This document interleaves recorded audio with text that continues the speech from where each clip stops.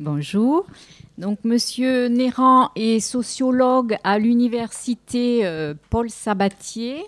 Il travaille notamment sur la thématique de la mutation de la famille et de ses conséquences sur la conjugalité, la parentalité et la petite enfance.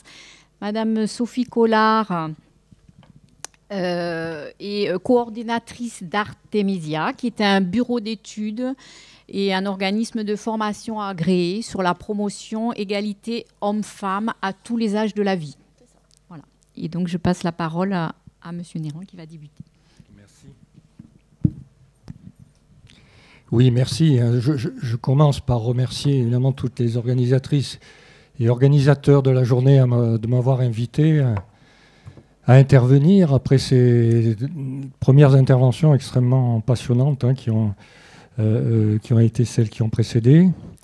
Alors, bon, qu'est-ce qu'un sociologue peut avoir à dire sur la petite enfance, hein? On peut penser que c'est plutôt le lieu des médecins et des psychologues. Alors moi, je vais faire un peu, dans une première partie, un peu un retour historique. Alors déjà, ce qui me différencie de mes prédécesseurs, c'est que je n'ai pas de PowerPoint, hein, donc les stimulations visuelles sont moins importantes. Vous allez avoir des stimulations auditives essentiellement. Alors, un petit retour historique, effectivement, pour comprendre comment le regard sur l'enfance a évolué, et notamment sur le petit enfant, hein, quelle est sa place aujourd'hui. Parce que c'est vrai qu'il est loin le temps où on qualifiait le bébé du doux épithète de tube digestif. Hein. C'était une expression que j'ai connue dans mon enfance, hein, et qui était fréquemment employée dans les années 50-60, où on pensait que le nouveau-né, c'était d'abord un être de besoins organiques, hein, qui s'ouvrait progressivement à l'affectivité et au raisonnement, en même temps qu'il développait en quelque sorte ses relations aux membres de son entourage. Alors certes, la psychanalyse, par exemple, s'était déjà penchée sur la vie psychique des jeunes enfants, hein, depuis l'analyse qu'avait fait Freud du petit Hans, avec Anna Freud, Mélanie Klein, Donald Winnicott, enfin tous ces grands noms qui ont marqué en quelque sorte l'avancée des connaissances, mais ces connaissances restaient confinées au cercle des spécialistes. Et en fait, c'est la guerre en fait, qui a en quelque sorte permis d'une part de faire un bond vis-à-vis de ces connaissances et d'autre part de les diffuser dans le grand public. Hein. Parce qu'il a fallu attendre la fin de la guerre, les travaux de René Spitz sur l'hospitalisme, hein, ces graves troubles des bébés privés de leurs parents par la guerre, donc placés en institution, pour que l'on commence à reconnaître l'importance de la vie affective et de la vie relationnelle, hein, chez le jeune enfant. Donc à ce moment-là, sont élaborées les notions de carence affective ou de carence maternelle, puisqu'on avait tendance à l'époque effectivement à essentiellement se focaliser sur la relation mère-enfant. Et se développe une nouvelle appréhension du bébé, hein, par rapport auquel on se dit que l'affectivité est d'emblée présente et que le relationnel a une importance fondamentale pour son développement.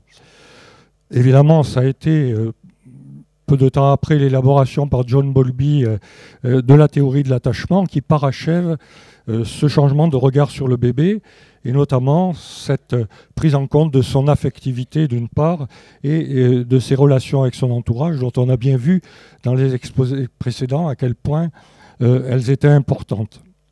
Donc à partir de là, on ne pouvait plus ignorer à quel point la vie affective et relationnelle du bébé était au fondement de son développement et donc de ses capacités de bonne intégration de la socialisation qui lui était dispensée. Alors la socialisation, pour le sociologue, c'est quelque chose d'assez large, hein, dans notre façon de voir les choses, puisqu'il s'agit de la transmission des règles et des façons de vivre en société, donc ses codes, ses usages, ses coutumes, et puis aussi la façon d'interagir avec ses semblables, hein, d'une façon qui soit suffisamment bonne, hein, comme dirait Winnicott.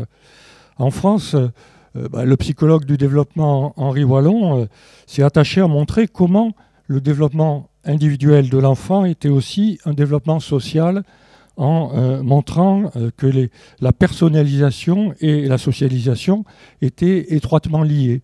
Donc il y a eu effectivement toute une progression des savoirs importante sur la connaissance de la bonne façon d'accommoder les bébés, hein, comme le diraient Geneviève Delézy et Suzanne Valmont dans leur livre sur la diffusion des manuels de puériculture qui portent sur l'art de bien accommoder les bébés. Donc ces connaissances vont se généraliser et se diffuser dans la société. Pourquoi ? Parce que l'on était entré dans une société de consommation. Effectivement, hein, les années les 30 glorieuses, 45-75, ce sont des années de développement de la consommation. Et le fer de lance de celle-ci, ce sont les moyens de communication de masse, ce qu'on appelle désormais les médias, qui vont permettre effectivement la vulgarisation de beaucoup de connaissances qui étaient jusque-là réservées à un public de spécialistes. Donc les connaissances apportées par la psychologie, notamment la psychologie du développement, par la psychanalyse aussi, mais aussi par l'ensemble des sciences humaines et sociales, vont se diffuser à grande échelle après la Deuxième Guerre mondiale, et ça va contribuer à l'évolution aussi bien d'ailleurs des pratiques professionnelles en matière de soins et d'accueil, hein, avec, on le verra, un impact très important sur la professionnalisation des intervenants de la petite enfance, mais ça va aussi contribuer à l'évolution des mœurs. Je dirais, tant il est vrai que, pour reprendre le sociologue anglais Anthony Giddens, je le cite, « Le mariage et la famille ne seraient pas ce qu'ils sont aujourd'hui s'ils n'étaient complètement sociologisés et psychologisés. » Qu'est-ce qu'il veut dire par là? Mais il veut dire qu'il y a un effet de feedback, en fait, hein, de la diffusion des connaissances en matière de psychologie et de sociologie vers le grand public, qui fait que ces connaissances sont intégrées, hein, et notamment par le biais des sondages, et sont intégrées par les fonctionnements sociaux. Et on ne peut plus penser aujourd'hui la société sans cette intériorisation, sans cette diffusion des connaissances scientifiques à l'égard de l'ensemble de la population. Mais d'une certaine façon, cette diffusion, elle pose question. Est-ce qu'il n'y a pas une certaine instrumentalisation des savoirs psychologiques et médicaux? Parce que si la diffusion des savoirs et leur vulgarisation, c'est évidemment une bonne chose, hein, dans une société qui se veut démocratique, ça ne va pas sans introduire quelques ambiguïtés, hein, dans le processus de diffusion. Je dirais des ambiguïtés à deux niveaux. Celui de la forme donnée à cette vulgarisation, d'une part, et celui des savoirs eux-mêmes qui sont sollicités, puisqu'il peut y avoir des divergences d'interprétation qui peuvent traverser ces savoirs.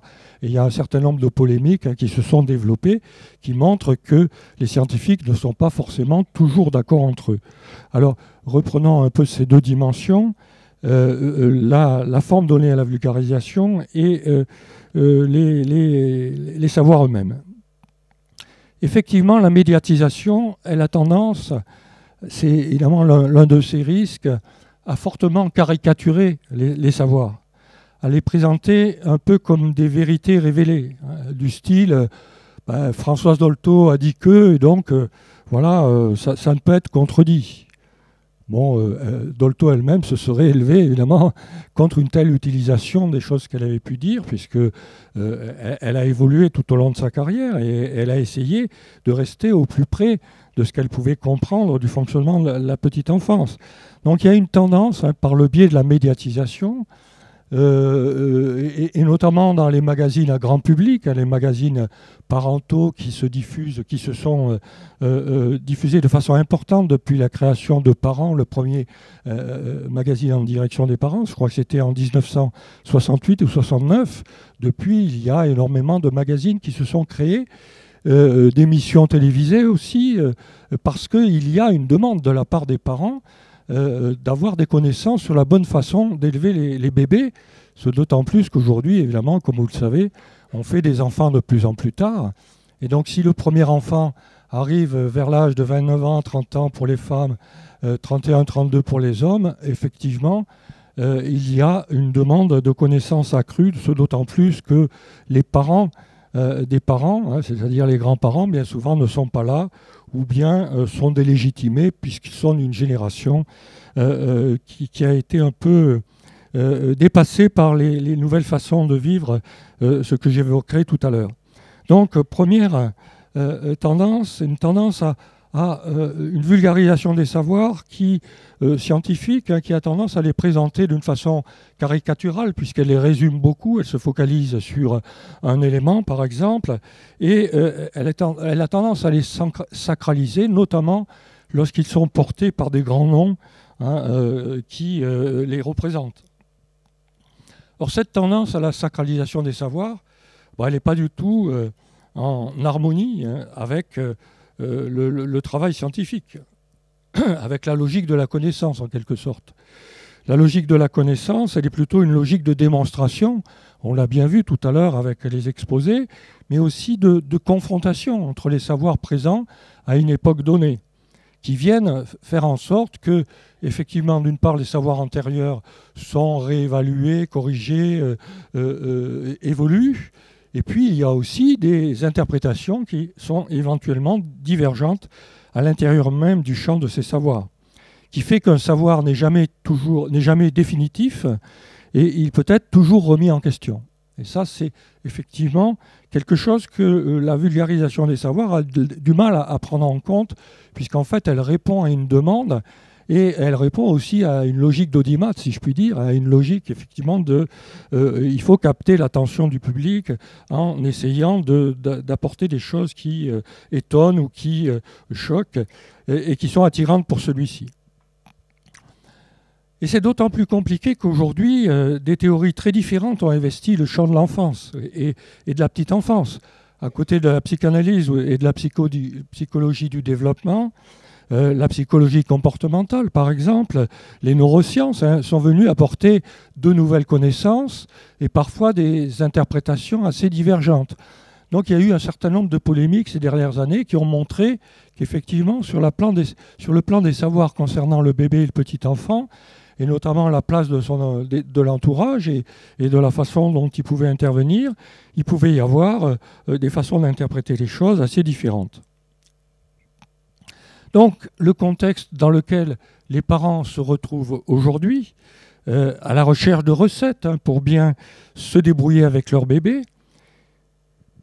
ce bébé donc, qui est apparu tardivement dans leur vie, alors même que leurs propres parents sont souvent bien éloignés, ou sont délégitimés en tant que représentants d'une éducation d'une autre époque. La caractéristique, effectivement, des générations contemporaines, c'est que chaque génération fonctionne sur un modèle différent de celle qui l'a précédée. C'est une caractéristique tout à fait nouvelle dans l'histoire de l'humanité. Aujourd'hui, on est dans une évolution des façons de faire et des façons de voir les choses qui évolue à une vitesse que l'on n'a jamais connue jusque-là, ce qui vient évidemment complexifier quelque peu les choses. Donc, le contexte qu'ils rencontrent, il est guère propice à les rassurer, puisque, en fait, on n'est pas tellement dans une situation de perte des repères, comme on a tendance à le dire fréquemment, mais je dirais plutôt dans une situation de prolifération des repères. C'est-à-dire que les repères antérieurs existent toujours. Il y a de nouvelles connaissances, de nouvelles façons de faire aussi qui se sont développées et qui viennent plus ou moins les remplacer. Et il y a des conflits de référence, effectivement, pour les parents à l'intérieur du système social. Donc on est dans une demande qui est parfois difficile à satisfaire. Et on a très bien fait tout à l'heure d'indiquer que pour beaucoup de parents, le niveau de connaissance par rapport à ce que l'on sait aujourd'hui sur le développement des bébés est relativement faible. Et que donc, il y a un besoin de diffusion des connaissances auquel il est difficile de répondre. L'une des caractéristiques dont on se rend compte très rapidement quand on travaille sur les connaissances que peuvent avoir les parents sur les bébés et sur la diffusion de celles-ci, c'est qu'elles sont très aléatoires et qu'elles touchent très différemment les personnes selon les milieux sociaux dont ils font partie, et que c'est souvent les milieux qui auraient le plus besoin de ces connaissances qui les connaissent le moins, c'est-à-dire les milieux populaires, les milieux précarisés. Et donc, c'est un handicap supplémentaire, en fait, par rapport au bon développement des enfants dans ces milieux. Donc, la question parentale, et notamment celle qui concerne les parents de jeunes enfants, aujourd'hui, vous le savez, elle est en pleine actualité. Elle suscite de multiples interrogations, de multiples procédures d'élaboration des réponses qui pourraient être apportées à ces interrogations. Ces réponses sont à la fois individuelles, personnelles, elles demandent à travailler directement avec les individus, mais en même temps, ce sont des réponses collectives et sociales. Donc il faut qu'il y ait une harmonisation de ces réponses, et on a insisté aussi tout à l'heure sur le fait de l'importance de la mise en réseau, de la coordination des institutions et des personnes qui travaillent sur la question de la petite enfance. Donc aujourd'hui, on a des études, des recherches, des colloques, des articles, des formations qui se multiplient autour de la question parentale et notamment de l'éducation de l'enfant lorsqu'il est tout petit. Et ces questions sont focalisées sur la dimension éducative. Donc ça vient témoigner effectivement d'un intérêt majeur, multiforme pour la prime enfance et ses rapports aux parents, ce qu'on appelle aujourd'hui la parentalité. Donc l'image de l'enfant, effectivement, elle s'en est trouvée complètement transformée.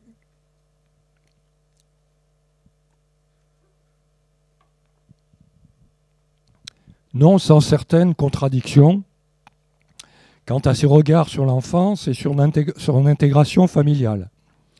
C'est vrai qu'on peut reconnaître que la valeur attribuée à l'enfant aujourd'hui, elle n'a jamais sans doute été aussi élevée que de nos jours.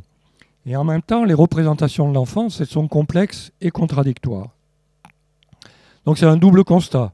Valeur très élevée de l'enfant, représentation sur celui-ci, qui sont plus complexes qu'autrefois, qui éventuellement peuvent diverger. Effectivement, l'importance des évolutions qui ont présidé à la redéfinition des rapports parents-enfants ont contribué à brouiller l'image de l'enfance qui semblait avoir intégré les apports successifs de la psychanalyse, de la psychologie du développement, en le présentant comme un sujet en devenir. À Dolto, quand on lui disait qu'est-ce que vous pensez de la formule que l'on a employée pour définir votre travail, le bébé est une personne, elle répondait je dirais plutôt le bébé est un sujet en devenir. Cette idée de devenir, très important évidemment pour le petit enfant, elle le mettait en avant en disant qu'on est vraiment, ce sur quoi on a ici insisté précédemment, dans une période d'évolution très rapide et que vraiment il ne faut pas attendre comme il vient d'être dit. Donc il faut soutenir la socialisation du bébé de façon très précoce, et notamment, puisque l'on sait aujourd'hui que ces opérations intellectuelles et les apprentissages cognitifs s'effectuent dès la naissance et avant même la naissance. Donc comment ça peut s'expliquer ? Effectivement, les connaissances aujourd'hui, elles sont largement répandues, notamment celles qui ont été celles apportées par la psychanalyse des enfants. Elles ont été complétées par celles sur l'essor précoce de l'intelligence apportées par les psychologues du développement.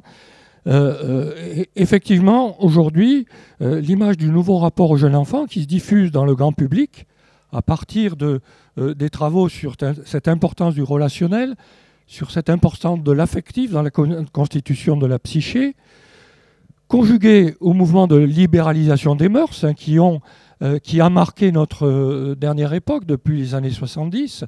Donc on est dans une double évolution des savoirs sur la petite enfance qui ont évolué de façon très importante et surtout qui se sont diffusés en direction du grand public, et aussi des pratiques parentales et des pratiques éducatives qui, elles aussi, ont évolué d'une façon très importante, notamment à partir des années 70. Et l'une des conséquences de cette diffusion par une médiatisation souvent trop rapide et trop résumée des connaissances, ça a été l'idée quelque peu erronée d'une certaine permissivité dans l'éducation, bien loin des mérites de la sanction éducative qui avait été reconnue jusque-là.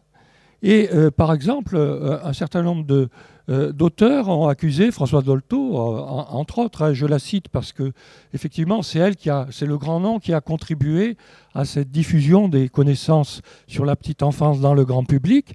Elle a été accusée d'avoir favorisé la permissivité dans l'éducation, ce qui n'était pas du tout son propos, puisqu'elle insistait au contraire sur l'importance des interdits dans la construction de l'enfant, ce qu'elle appelait des castrations symboligènes dans l'approche psychanalytique, en insistant sur le fait que l'interdit restait structurant et que certes il fallait être proche de ses enfants, mais en même temps qu'être parent, ça supposait de tenir une position éducative.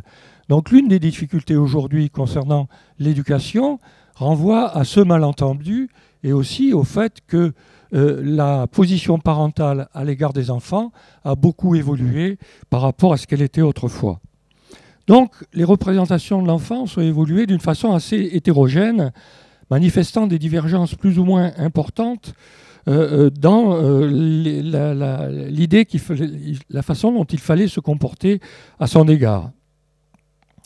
Mais si la petite enfance a pris une telle importance, ce n'est pas seulement du fait de la diffusion des savoirs psychologiques ou médicaux, montrant à quel point cette période était importante pour l'édification de l'individu en sujet.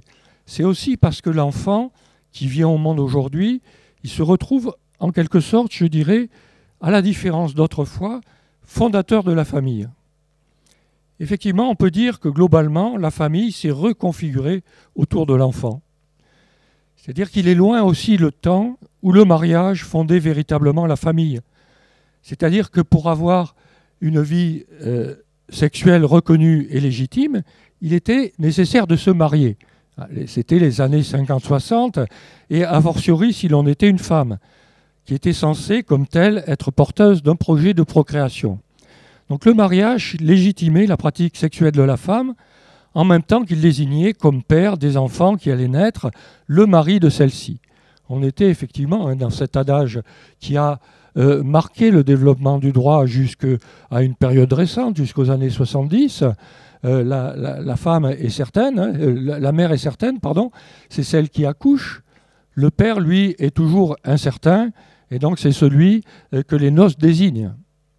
Donc on était effectivement dans une logique que les développements scientifiques ont complètement remis en question. Aujourd'hui, effectivement, on peut être certain de qui est le père d'un enfant grâce à l'ADN, mais qui est la mère biologique d'un enfant lorsqu'il y a don d'ovocytes. Vous savez que depuis Amandine, 1982, le premier bébé éprouvette en France, l'assistance médicale à la procréation s'est diffusée de façon très importante, puisqu'aujourd'hui, en moyenne, 30 000 bébés naissent chaque année grâce à l'assistance médicale à la procréation, éventuellement avec un don de gamètes.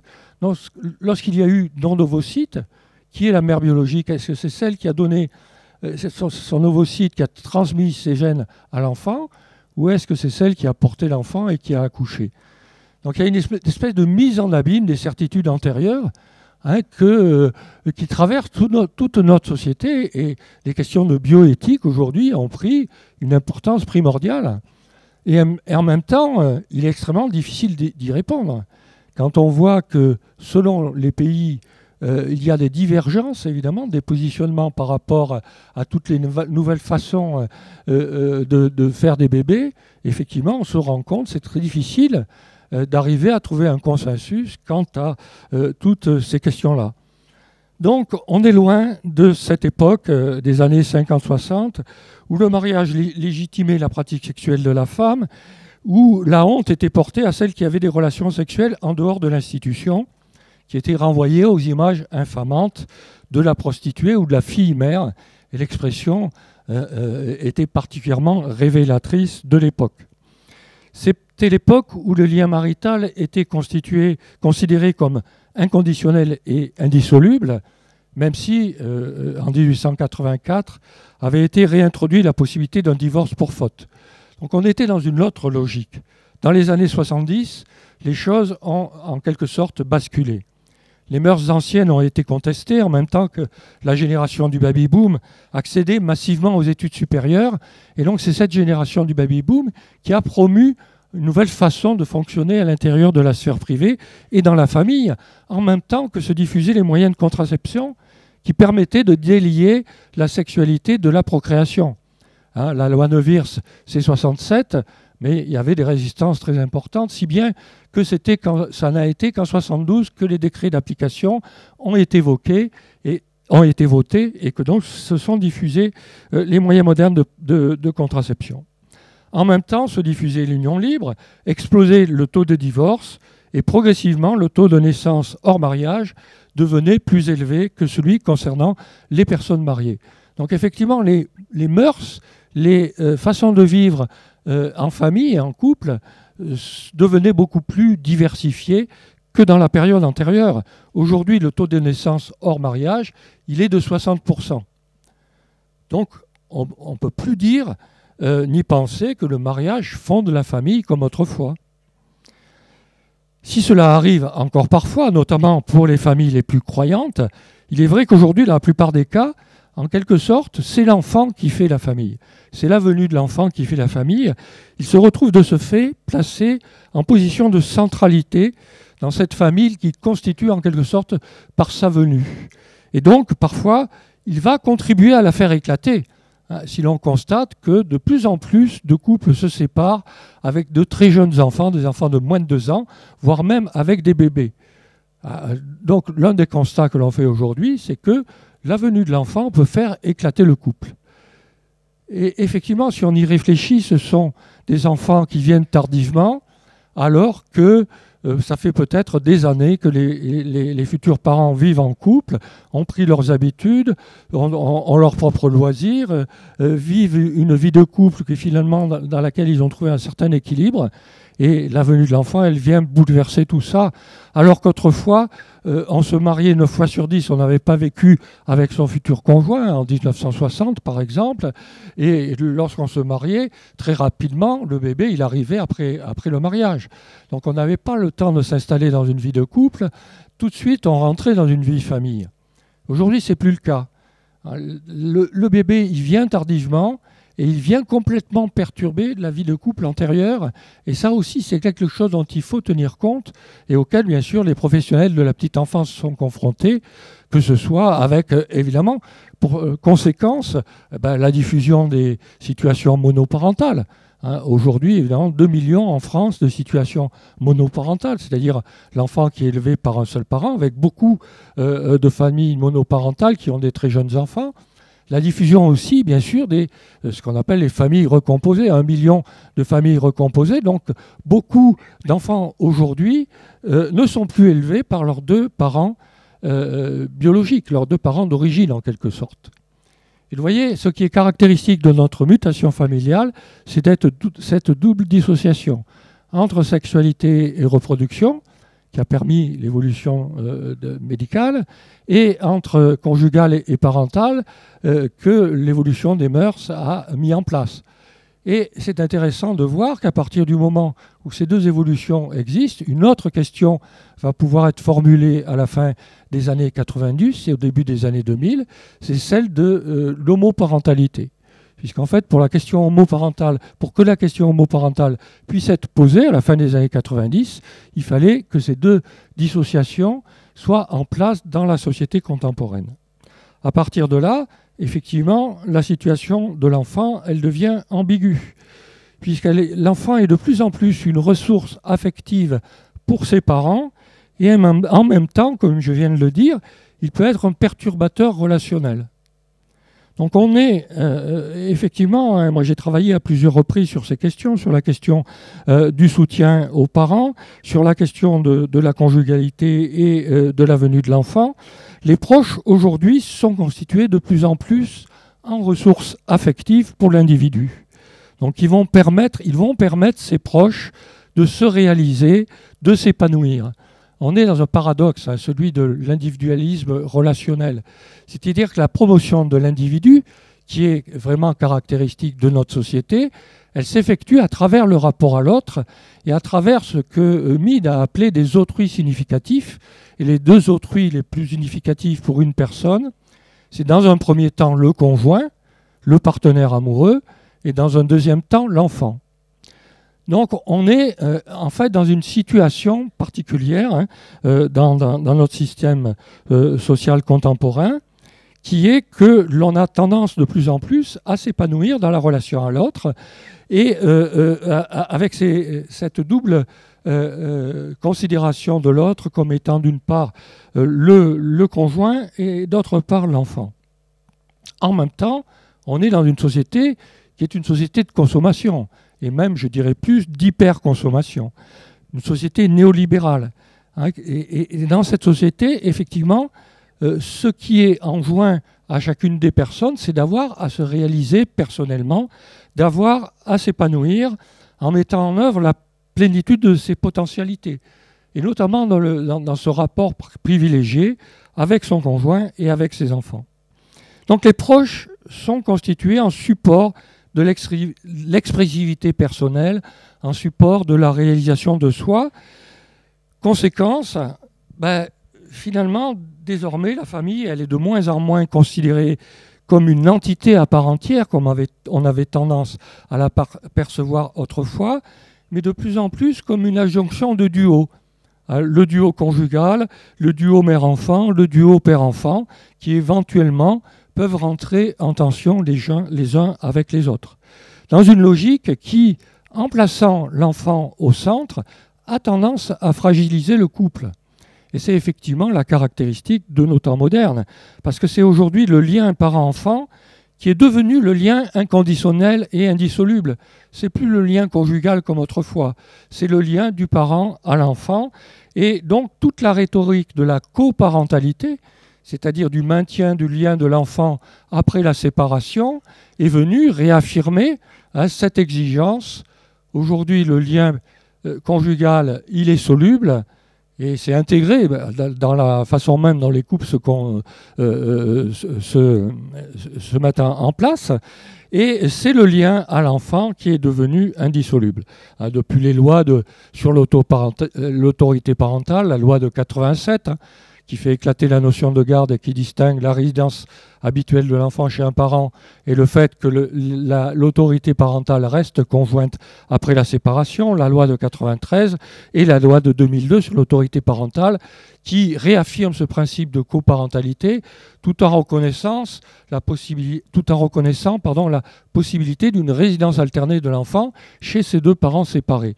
Donc on est effectivement dans une logique contemporaine tout à fait différente. On a pu appeler cela une détraditionnalisation, c'est-à-dire qu'on sort du modèle de la famille traditionnelle, on rentre dans un nouveau modèle que l'on a pu qualifier de modèle démocratique. Pourquoi ? Parce que c'est les valeurs de la démocratie, en fait, qui sont appliquées à la sphère privée, l'égalité entre les personnes, l'égalité entre les hommes et les femmes, bien sûr, mais l'égalité aussi entre les générations. Et donc, il peut y avoir aussi une difficulté à interpréter ce modèle, puisque si l'enfant est placé sur un pied d'égalité avec le parent, ça peut remettre en question la question de l'autorité parentale. Enfin, c'est une interprétation, en tout cas, qu'on peut faire, ce d'autant plus que la proximité affective à l'enfant est promue de plus en plus, où on est dans une logique de réalisation dans le rapport affectif à l'autre, et notamment à l'enfant. Donc, d'où une certaine difficulté pour beaucoup de parents à tenir une position parentale qui soit aussi une position d'autorité. Et ça, on le rencontre quand on est professionnel, évidemment, chez beaucoup de personnes. Donc, il faut, me dit-on, que je conclue. Donc, je ne parlerai pas de toutes les procédures de soutien à la parentalité pour passer directement à ma conclusion, qui est la nécessité d'élaborer une coéducation qui problématise en quelque sorte la co-socialisation. Effectivement, on est aujourd'hui dans un contexte de tension entre la logique de soutien à la parentalité, telle qu'elle a pu être pensée dans le cadre des REAP, les réseaux d'écoute, d'appui et d'accompagnement des parents, créés en 1999, et une certaine logique de contrôle des parents qui est inhérente à la tendance à la surresponsabilisation des parents qui bien souvent accompagne la logique du soutien à la parentalité. Donc on est dans une tension aujourd'hui assez forte que je ne développe pas pour passer directement à ma conclusion. Vous m'excuserez, mais c'est le problème des colloques. On est toujours obligé de résumer au maximum ce que l'on a à dire. Donc il faut élaborer la position de soutien à la parentalité.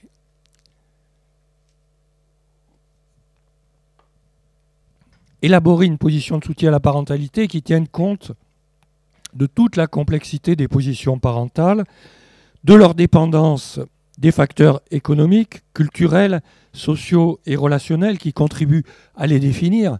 Donc on ne peut pas dire que la parentalité, on ne peut pas renvoyer la responsabilité de l'éducation aux seuls parents.